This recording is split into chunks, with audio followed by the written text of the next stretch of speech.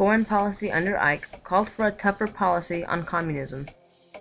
Rather than merely attempting to contain communism, the U.S. wanted to liberate countries that were controlled by the USSR. To aid in this, Ike developed the policy of boldness in 1954 that scaled back on government spending on the Navy and Army and instead focused on building of bombers and nuclear weapons. This policy would prove too extreme for any use when the Hungarian uprising happened 2 years later and the U.S. was unable to help for fear of mutual retaliation. The policy would prove useless again in 1954 when America's allies, the French, found themselves cornered by Ho Chi Minh's pro-communist force in Vietnam.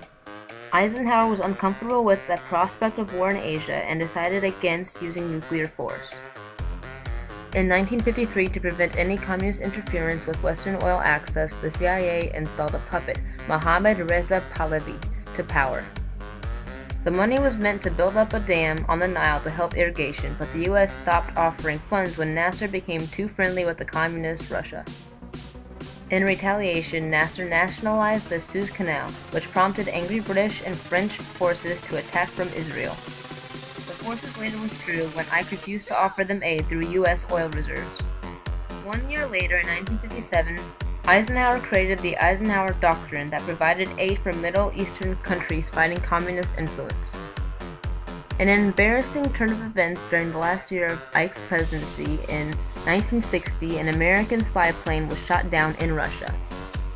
This caused a furious Khrushchev to go back on his word on the fate of Berlin. In Latin America, from 1959 to 1960, Castro overthrew the Cuban dictator and American ally Batista and confiscated many American ports and property.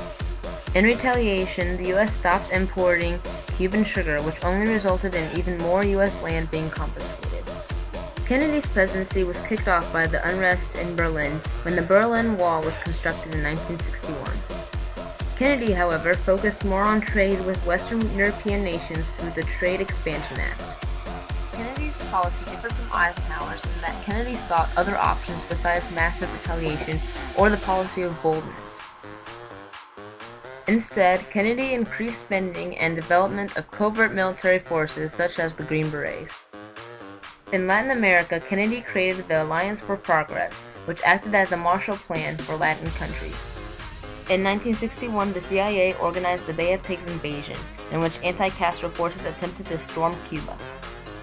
Khrushchev later capitalized on this failure and allied with Castro in order to build nuclear missiles in Cuba. Kennedy ordered the removal of the Soviet weapons in Cuba and threatened to use nuclear force on Russia itself should any harm come to the U.S. Eventually, Khrushchev would back down, but his humiliation in the face of nuclear war would cause him to lose his position within Russia. Johnson is best known as the president who ordered the fighting at Vietnam. This was sparked in part by the Viet Cong bombing of an American air base in 1965.